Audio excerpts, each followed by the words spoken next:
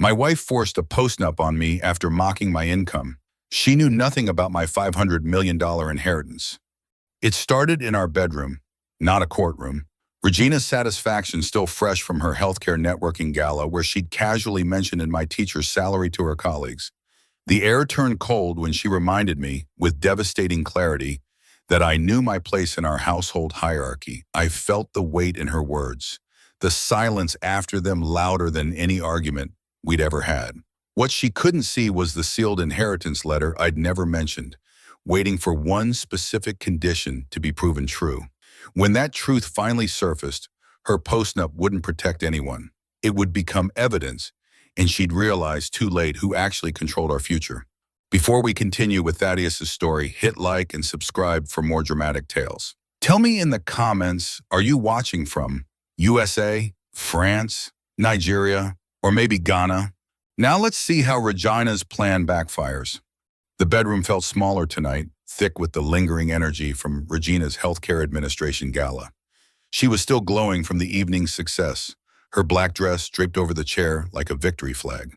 Thaddeus sat on the edge of their bed, loosening his tie, the same one he'd worn to 3 different school board meetings this month. The contrast wasn't lost on him, but he'd made peace with it years ago. You should have seen Margaret's face when I told her about the Riverside project, Regina said, brushing her hair with practiced strokes. Her reflection in the vanity mirror caught his eye, confident, radiant, powerful. She actually said I should consider running the entire Southeast Division. She paused, meeting his gaze through the mirror. Of course, I mentioned how supportive my husband is, even on his teacher's salary. The words hit different than usual. Not the salary part, that was simply fact. It was the way she'd said it, like a setup to a punchline only she understood. Thaddeus watched her carefully, reading the micro-expressions he'd learned to decode over 7 years of marriage. There was something else tonight, an undercurrent of satisfaction that went beyond professional triumph. Are you laughing because you're happy or because you feel superior? He asked quietly. Regina's brush stopped mid-stroke. What do you mean? The way you just said that about my salary, it wasn't information, it was ammunition. She turned from the mirror, and for a moment, her professional mask slipped. Thaddeus, I was just sharing good news. Don't read into everything. But her voice carried that particular edge he recognized from boardroom negotiations, the tone that meant she was already 3 moves ahead. I'm not reading into anything. I'm asking directly. He stood, facing her fully. When you mentioned my income tonight, were you sharing our reality or were you positioning yourself above it? The silence stretched between them like a fault line.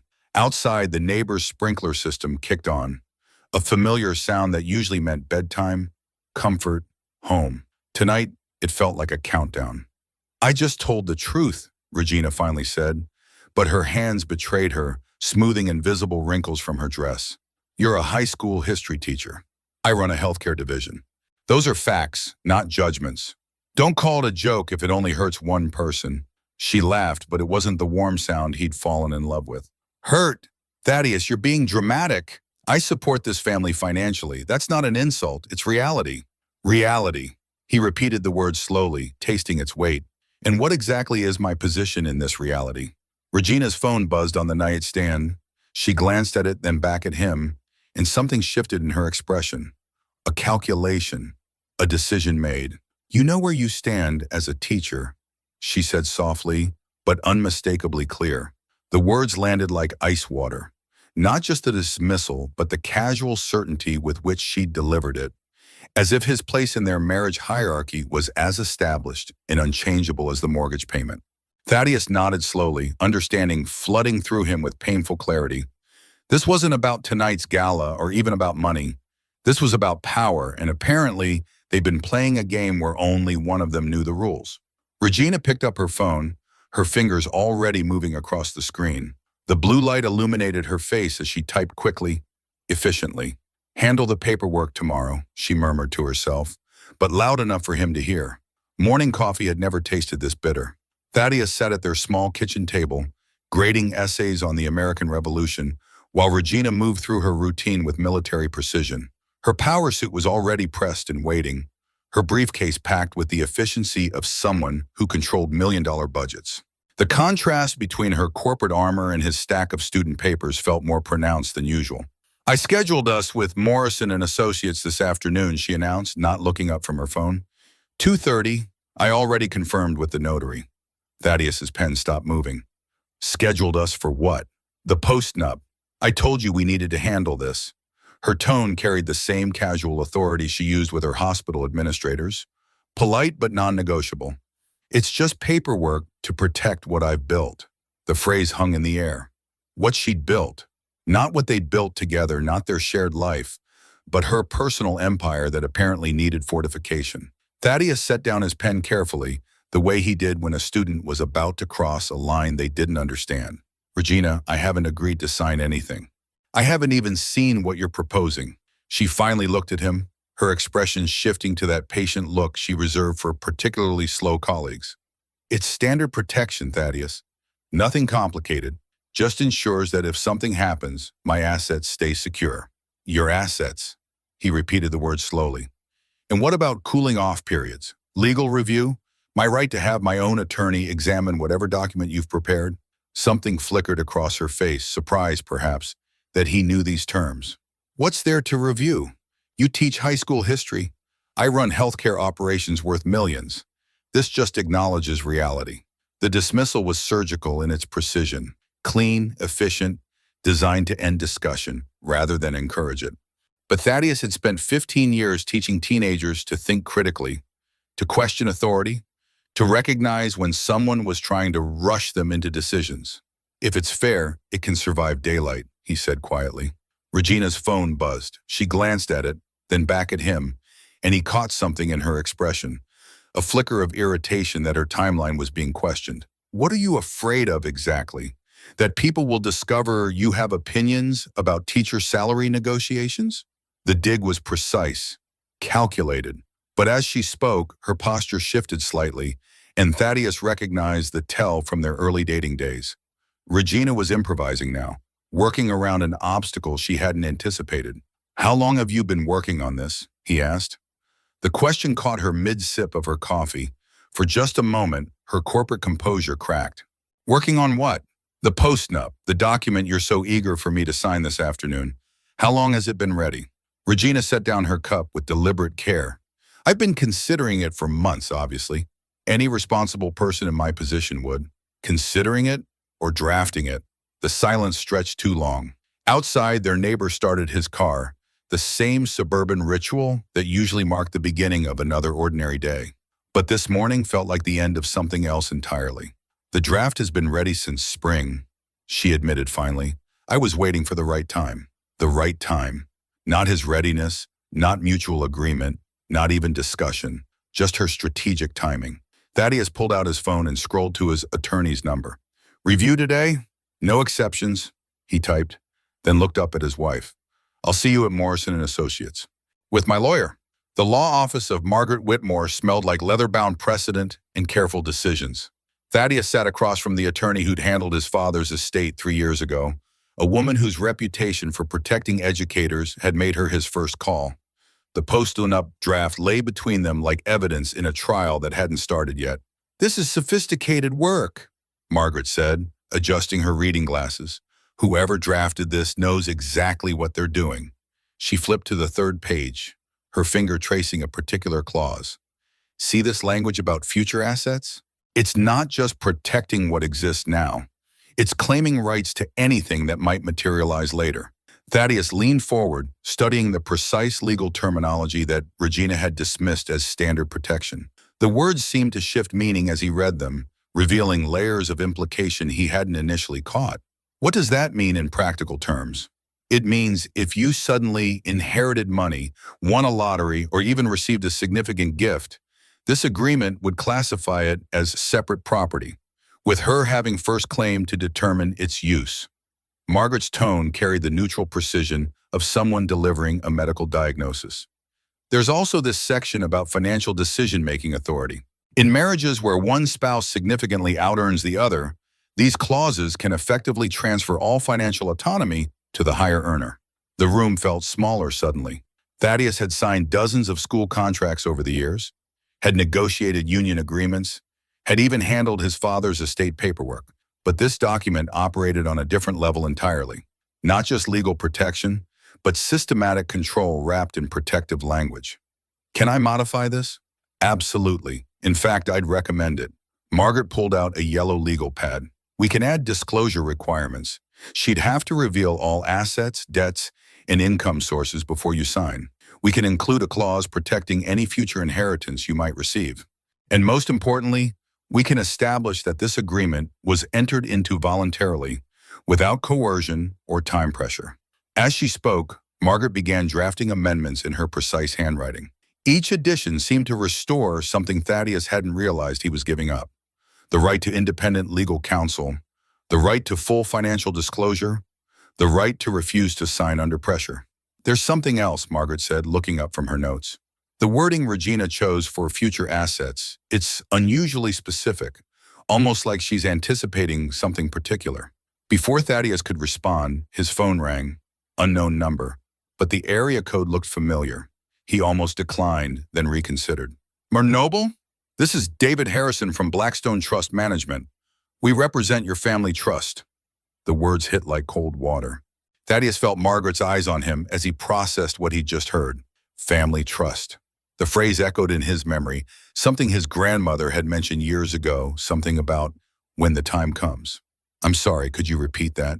Your family trust, sir. We've been trying to reach you regarding some pending matters. Would you be available for a meeting this week? There are some conditions that need to be reviewed. Thaddeus looked down at the Postnup, then at Margaret's careful amendments, then back at his phone. The timing felt less like coincidence and more like revelation. Yes, he said slowly. I think a meeting would be very helpful. As he hung up, Margaret was already reaching for a fresh legal pad. Mr. Noble, she said quietly, I think we need to discuss a few more clauses. The Blackstone Trust Management Building occupied 3 floors of downtown's most prestigious address, its marble lobby speaking the quiet language of generational wealth. Thaddeus felt distinctly out of place in his teacher's blazer as he rode the elevator to David Harrison's office, where family secrets apparently waited behind mahogany doors. Harrison was younger than expected, maybe 45, with the careful bearing of someone who managed other people's legacies for a living. His handshake was firm, but not performative. His office decorated with understated elegance that whispered rather than shouted about the fortunes under his care. Mr. Noble, thank you for coming so promptly. Harrison gestured to a leather chair across from his desk. I apologize for the cryptic phone call, but trust matters require discretion.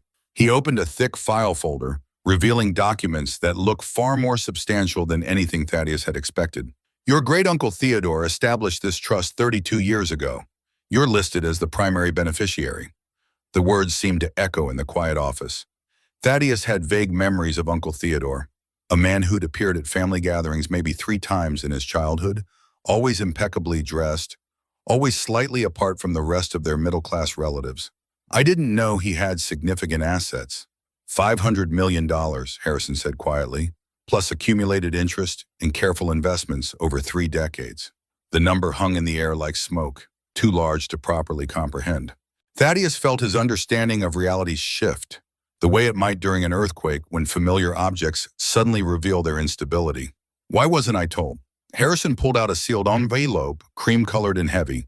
Theodore's instructions were explicit. The beneficiary was to be contacted only when specific conditions were met or threatened. He paused, studying Thaddeus carefully. One of those conditions involves potential exploitation or coercion. Coercion, the word connected to his morning meeting with Margaret, to the Postnup sitting in his briefcase, to Regina's careful timing. The trust includes what we call an integrity review mechanism. If we detect that a beneficiary is being pressured into financial agreements that could compromise their autonomy, the trust activates protective measures. Harrison's tone was professional, but there was warmth underneath. We've been monitoring certain legal filings, Mr. Noble, post-nuptial agreements in particular. Thaddeus felt pieces clicking together with disturbing precision. You knew about Regina's document? We know about all significant legal actions involving our beneficiaries. It's part of our protective mandate. Harrison slid the sealed envelope across the desk. Theodore was very specific about one thing. This inheritance isn't just money. It's a test of character. both for you and anyone close to you. Inside the envelope, Theodore's handwriting was precise and formal, but the message was unmistakably personal. If you're reading this, someone is trying to control what they think you have, or what they hope you might someday possess. Money reveals truth, nephew. Use this revelation wisely. There's one more thing, Harrison continued. The trust has built-in safeguards against spousal exploitation. If a beneficiary's marriage involves financial coercion, the trust can exclude the spouse from any future claim or influence. The irony was almost perfect. Regina's postnup, designed to protect her assets from him, could trigger mechanisms that would protect his assets from her. So the inheritance isn't a gift, Thaddeus said slowly. It's a test. Harrison nodded. Theodore believed that sudden wealth either revealed or corrupted character. He wanted to ensure that if someone tried to manipulate you for money, they'd discover they'd already lost access to it. Thaddeus folded the letter carefully, his mind racing through implications. Outside the window, the city continued its daily rhythm, unaware that his entire world had just been rewritten. The postnup meeting was in 3 hours.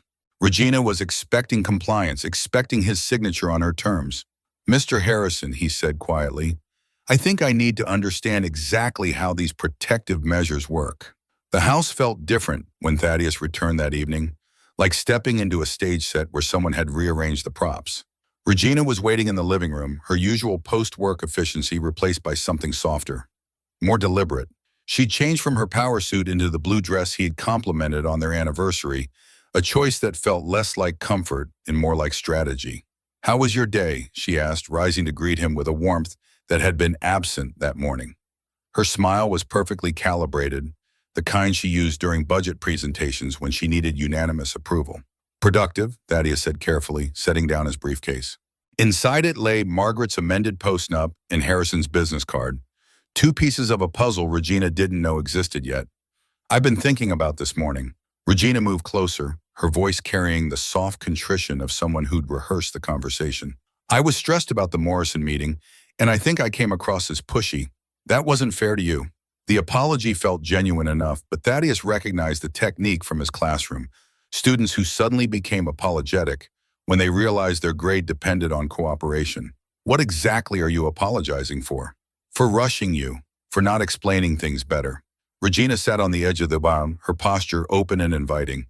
This postnup isn't about not trusting you, Thaddeus. It's about protecting what we've built together.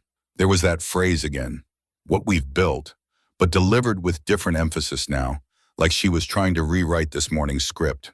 Thaddeus sat across from her, maintaining careful distance. I'd like to see full financial disclosure before I sign anything. Assets, debts, income projections, everything. Something flickered across Regina's face.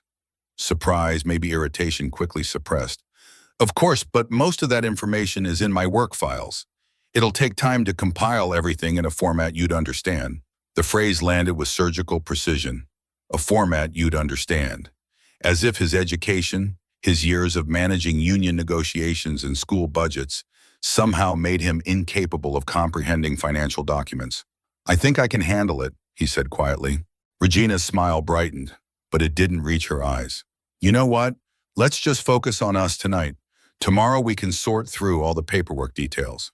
She moved to the kitchen, returning with 2 glasses of wine. I picked up that bottle you liked from our Napa trip. The gesture was thoughtful, perfectly timed, designed to evoke good memories. But as she handed him the glass, Regina's next words revealed the calculation underneath. Besides, if something big ever happens in the future, inheritance, lottery, whatever, I wouldn't want either of us to feel uncertain about where we stand, if something big happens. The phrase hung between them like a question mark. Thaddeus took a sip of wine, tasting not just the vintage, but the implications. Had she always been this calculating, or was he only now learning to recognize the signs? Love doesn't negotiate respect, he said finally. Regina's glass paused halfway to her lips. What does that mean? Before he could answer, his phone buzzed. A text from an unknown number. Marital integrity review scheduled for Friday. Both parties required to attend. Blackstone Trust Management. Thaddeus glanced at the message, then at his wife's carefully composed expression. Tomorrow's postnup meeting suddenly felt like the opening move in a much larger game. It means, he said quietly, that some things shouldn't require contracts. The conference room at Blackstone Trust Management felt like neutral territory, expensive but impersonal, designed for difficult conversations. Regina arrived 15 minutes early, her corporate armor fully deployed, navy suit, leather portfolio, the confident bearing of someone who controlled million-dollar budgets. She clearly expected this to be a formality, another box to check before securing her Postnup. Thaddeus watched her scan the room, cataloging exits and power dynamics the way she approached every business meeting. When David Harrison entered with a female colleague, Regina's smile was perfectly professional, designed to establish rapport with fellow executives. Mrs. Noble, thank you for joining us. I'm David Harrison, and this is Sarah Blackstone, our senior fiduciary officer. Harrison's tone was cordial, but notably formal. We appreciate your time for this marital integrity review. Regina's confidence flickered slightly. Integrity review? I thought this was about financial disclosure. It's both, Sarah said, settling into her chair with the quiet authority of someone accustomed to asking uncomfortable questions. When significant trust assets are involved, we have a fiduciary responsibility to ensure beneficiaries aren't being exploited or coerced. The room's temperature seemed to drop several degrees. Thaddeus felt Regina's sudden tension without looking at her. The slight shift in posture, the barely audible intake of breath. This wasn't the meeting she'd prepared for. Sarah opened a slim folder. Mr. Noble, have you been pressured to sign any financial agreements recently? Yes, Thaddeus said simply. A post-nuptial agreement. I was given less than 24 hours to review and sign it. And Mrs. Noble, can you explain the urgency behind this request? Regina's professional composure clicked back into place. It's standard financial protection. Given my position in healthcare administration, I needed to ensure my assets were properly secured. Her voice carried the reasonable tone of someone explaining obvious business practices to slower colleagues. I see, Sarah made a note. And when did you first learn about your husband's potential inheritance? I'm sorry? Regina's voice sharpened slightly. What inheritance? Sarah and Harrison exchanged a glance that spoke volumes. Well, Mr. Noble is the primary beneficiaries of the substantial family trust. $500 million. The silence that followed was deafening. Thaddeus watched Regina's face cycle through surprise, calculation, and something that looked disturbingly like hunger. Her carefully constructed narrative was crumbling in real time. 500 million, Regina repeated slowly. Then, as if the amount triggered some internal switch, her demeanor shifted entirely. Well, obviously that changes things. We deserve that security after everything I've invested in this marriage. Sarah's pen stopped moving. When you say we deserve that, can you clarify your role in acquiring this inheritance? The question hung in the air like a trap that had just been sprung.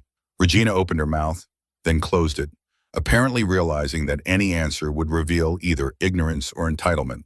Her earlier claims about protecting what we've built suddenly sounded hollow when applied to money that existed decades before their marriage. I mean, Regina started, then stopped, her usual eloquence deserting her. As his wife, I naturally assumed. Thank you, Sarah said with clinical precision. That's all I needed to hear. The phrase carried the weight of a verdict. Regina seemed to understand that something fundamental had just shifted, but not exactly what. Harrison was already reaching for a different folder, one marked with official seals. Mrs. Noble will need to speak with you privately about certain protective measures that may now apply to this trust. As Regina was led to another room, her confident stride had transformed into something more uncertain. Thaddeus remained seated, understanding with perfect clarity that his wife had just failed a test she didn't know she was taking. Margaret Whitmore's office felt like a sanctuary after the sterile tension of the trust review. She spread Regina's original postnup across her desk alongside the amendments they'd discussed, creating a before and after comparison that told its own story. The afternoon light caught the legal documents, highlighting the careful language that Regina had assumed would work in her favor.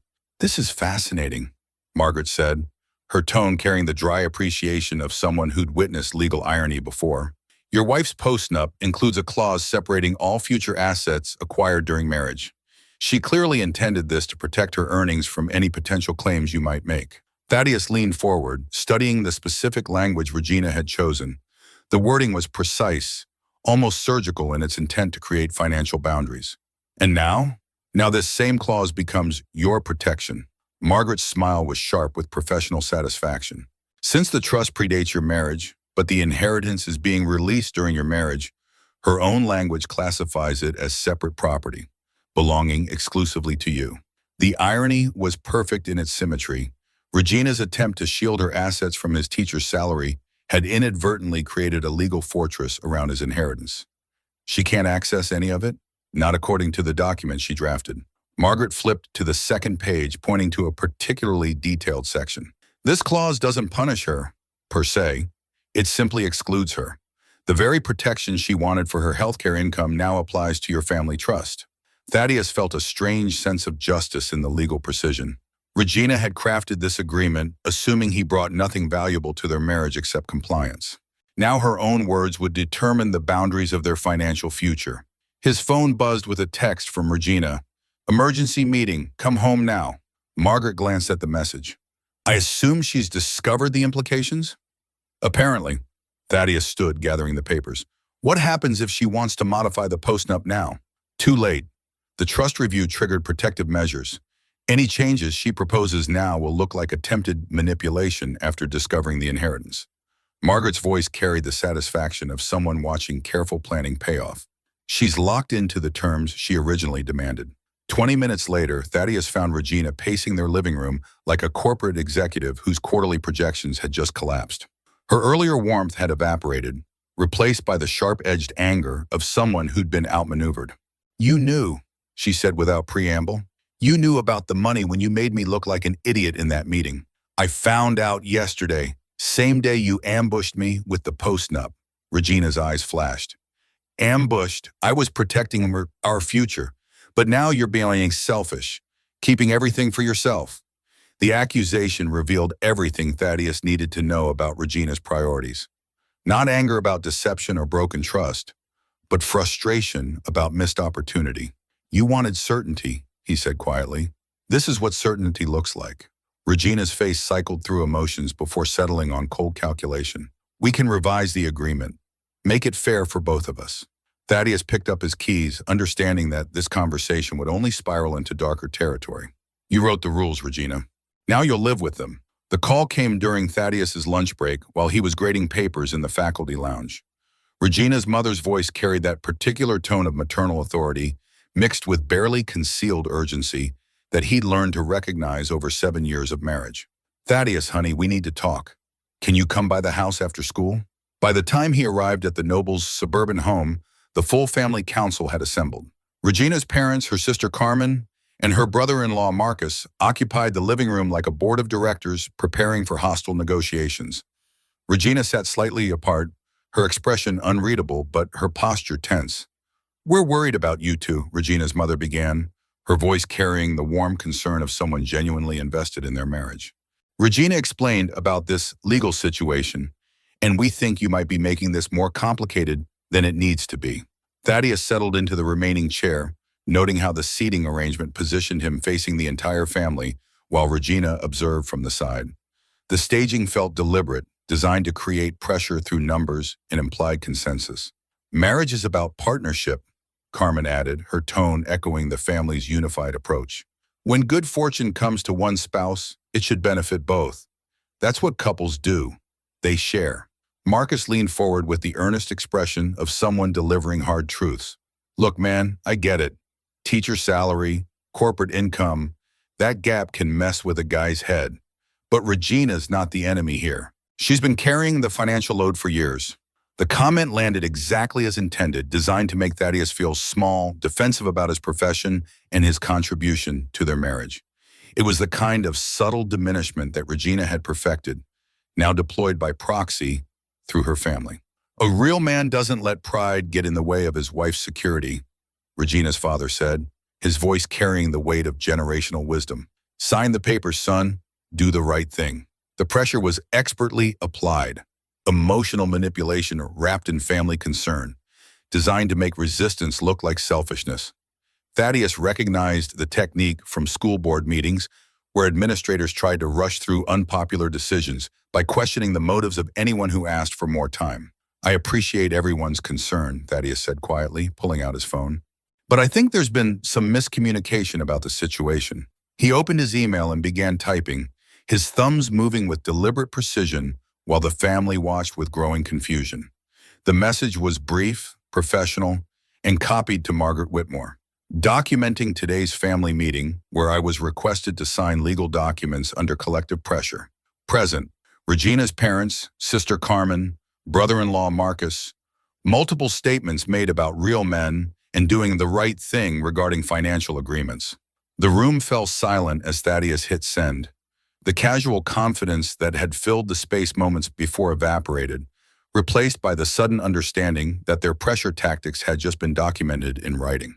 That was probably unnecessary, Regina's mother said, her voice noticeably cooler. Pressure only works when it stays invisible, Thaddeus replied, standing. Once it's documented, it becomes evidence.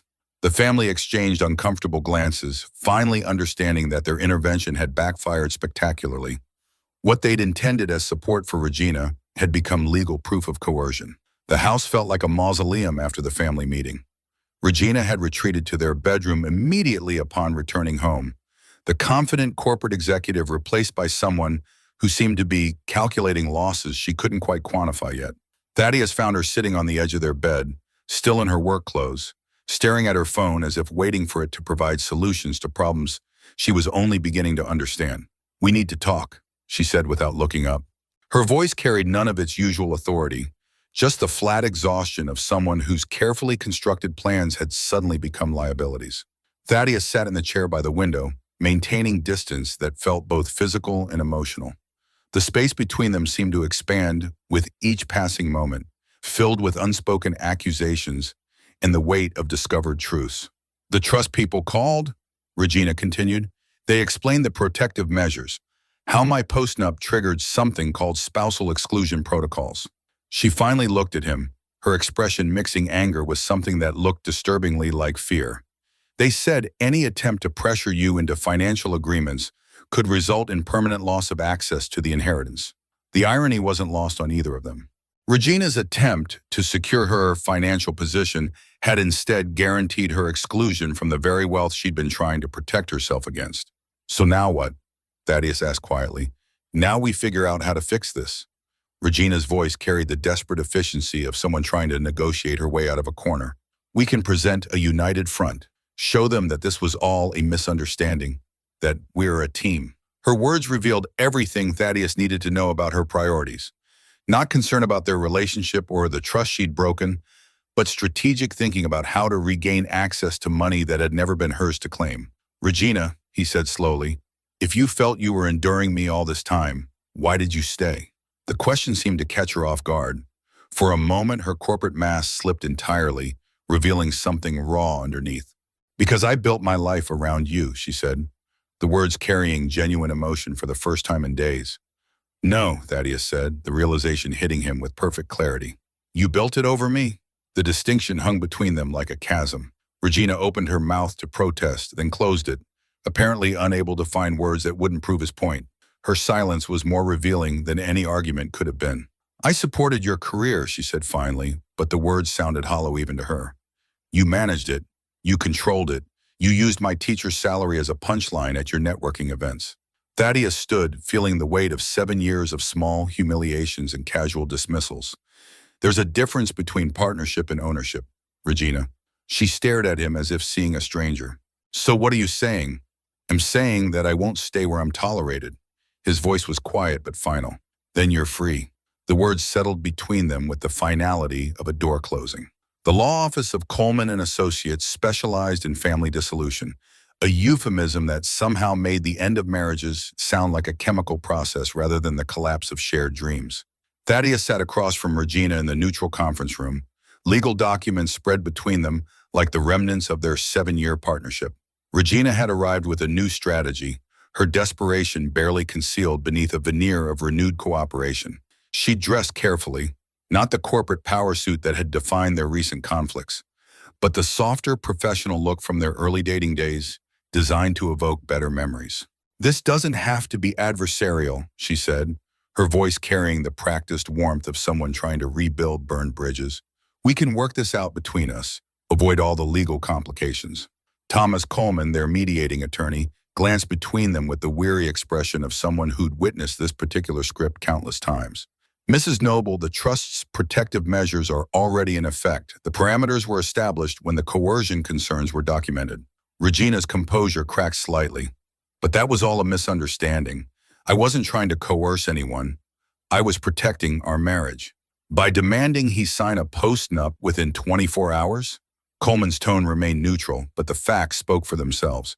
After publicly mocking his profession and income, the room fell silent except for the soft hum of the air conditioning. Regina's legal maneuvering had been so precisely executed that it had trapped her in its own logic. Every attempt to reframe the narrative only highlighted the controlling behavior that had triggered the trust's protective measures. I can change, Regina said suddenly, abandoning her legal strategy for raw emotional appeal. We can start over. I'll respect your career, your choices. The money doesn't matter. Thaddeus studied his wife's face, searching for genuine remorse beneath the calculated desperation. The problem isn't the money, Regina. It's the contempt. The way you've treated me like a burden you've been graciously carrying. That's not true. But her protest lacked conviction, the automatic denial of someone who'd been caught but hadn't yet processed the full implications of their exposure. Coleman cleared his throat. Mr. Noble, do you have any final requests regarding the dissolution terms? The question hung in the air like an opportunity for revenge, for the kind of vindictive satisfaction that Regina might have pursued if their positions were reversed. Thaddeus felt the weight of that choice, the temptation to use his newfound power the way Regina had used hers. Yes, he said quietly, remove every clause that assumes fear. The words seemed to echo in the conference room. Coleman made notes while Regina stared at Thaddeus as if seeing him clearly for the first time. Her carefully crafted postnup, designed around the assumption that he was desperate to claim her assets, suddenly looked like evidence of her own fear and insecurity. I don't understand, Regina said. Your entire approach was based on the idea that I was a threat to your security, Thaddeus explained, gathering his papers. Every clause, every protection, every timeline assumed I was someone to be defended against, rather than someone to be trusted. He stood, feeling lighter than he had in months. I'm not leaving because I'm rich, Regina. I'm leaving because I'm awake. Coleman was already preparing the final documents as Thaddeus walked toward the door. Behind him, Regina sat in stunned silence, finally understanding that her husband, the man she'd systematically diminished and controlled, had just chosen dignity over revenge.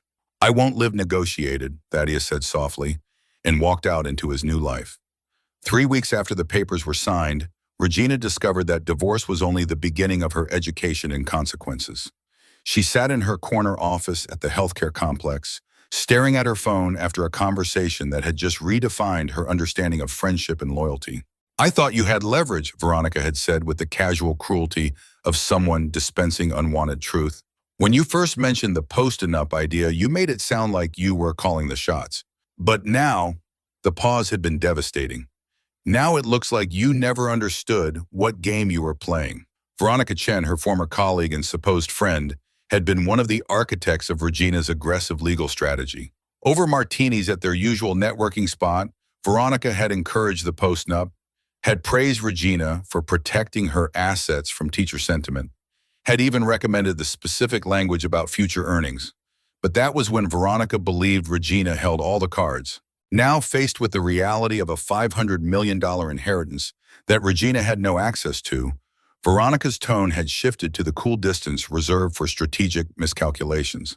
The healthcare industry is small, Veronica had continued, her voice carrying the satisfied edge of someone delivering harsh market realities. Word travels fast about financial misjudgments. Board positions, consulting opportunities, they all depend on perception of competence.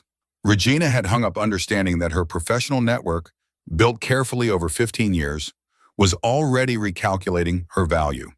The same people who'd applauded her business acumen in pursuing the Postnup were now quietly questioning her judgment in losing access to generational wealth. Her assistant knocked and entered with the afternoon's correspondence. Mrs. Noble, the invitation to the Regional Healthcare Summit came back. They said the speaker lineup is already finalized. Regina nodded, not trusting her voice. The summit was an annual event where she'd been a featured speaker for 3 consecutive years. Her exclusion wasn't coincidence. It was the healthcare community's way of signaling that her stock had fallen. Her phone buzzed with a text from her sister Carmen. Mom wants to know if you're coming to Sunday dinner. She says to bring Thaddeus if you're working things out. The message revealed how thoroughly her family misunderstood the situation. They still believed this was a temporary marital spat that could be resolved with enough apologizing and strategic compromise. They didn't grasp that Thaddeus had fundamentally changed, or perhaps had always been different than they'd assumed. Through her office window, Regina watched the afternoon shift change at the hospital below. Nurses, technicians, and residents moved with the purposeful energy of people whose work had immediate, measurable impact. She'd always felt superior to their hands-on labor, proud of her role in the executive suite where million-dollar decisions shaped healthcare delivery across 3 states. But today, watching them, Regina realized something that made her stomach turn. She'd spent so much energy positioning herself above others, above Thaddeus, above his profession, above what she saw as ordinary middle-class limitations, that she'd never noticed how hollow her achievements felt when stripped of their comparative context. The real loss wasn't the inheritance money she'd never earned. It was the gradual recognition that the respect she'd commanded had always been tied to power and position rather than genuine regard. Power doesn't leave quietly, she murmured to her empty office. It evaporates. And in the silence that followed, Regina finally understood the difference between being feared and being valued. 4 months later, Thaddeus stood in his new apartment's kitchen, preparing coffee in the quiet ritual that had become his morning meditation. The space was smaller than the house he'd shared with Regina, but every corner reflected choices made freely. Books he'd always wanted to read, a piano he'd finally had time to tune, photographs from the solo trip to Ghana he'd taken during summer break. The inheritance had been quietly distributed according to Theodore's careful instructions. Most of it went into educational foundations and community development projects, the kind of work that created lasting change without requiring press releases or recognition dinners. Thaddeus had kept enough to ensure security and independence, but wealth had never been the point. His phone buzzed with a text from his former student, Marcus Williams, now a sophomore at Howard University. Mr. Noble got accepted to the pre-law program. Thanks for believing in me when nobody else would. The message carried more satisfaction than any financial statement ever could. Teaching had always been about planting seeds without knowing which ones would flourish, and Marcus represented the kind of success that justified every challenging day in the classroom. A knock at the door interrupted his thoughts. Through the peephole, he saw David Harrison from Blackstone Trust Management, holding a small package and wearing the expression of someone delivering good news. Mr. Noble, I hope I'm not intruding. I wanted to personally deliver Uncle Theodore's final letter. The trust instructions specified it should be given 6 months after resolution of any marital complications. Inside the envelope, Theodore's handwriting carried a different tone than the formal legal document from months earlier. Nephew, if you're reading this, you chose dignity over dollars, character over comfort. The inheritance was never the real test. It was simply the catalyst that revealed who people truly were when they thought money was at stake. The letter continued with details about Theodore's own marriage decades earlier, a relationship that had ended when his wife discovered his wealth and immediately began making demands and ultimatums. I learned that love doesn't negotiate, Thaddeus. It either exists or it doesn't. Everything else is just business. Theodore's final paragraph was underlined twice. Use this freedom wisely. The greatest inheritance I can give you isn't money. It's the knowledge that you have the strength to choose yourself when necessary. After Harrison left, Thaddeus walked to his small balcony overlooking the city. Somewhere out there, Regina was likely starting another day in corporate meetings and strategic planning, still believing that success meant climbing hierarchies and accumulating power over others. He didn't feel anger toward her anymore, just the quiet sadness of recognizing that she'd never understood the difference between partnership and control. Their marriage had been a business arrangement disguised as love, and when the disguise was removed, nothing substantial remained underneath. His laptop chimed with an email from the principal at Jefferson High School. Thaddeus, the school board approved your proposal for the financial literacy program. Full funding for next semester. Congratulations. The program would teach students about money, contracts, and legal rights, the kind of practical knowledge that might prevent future Marcus Williamses from being manipulated, or future Reginas from mistaking control for security. Thaddeus smiled, understanding finally what Theodore had meant about proving himself right.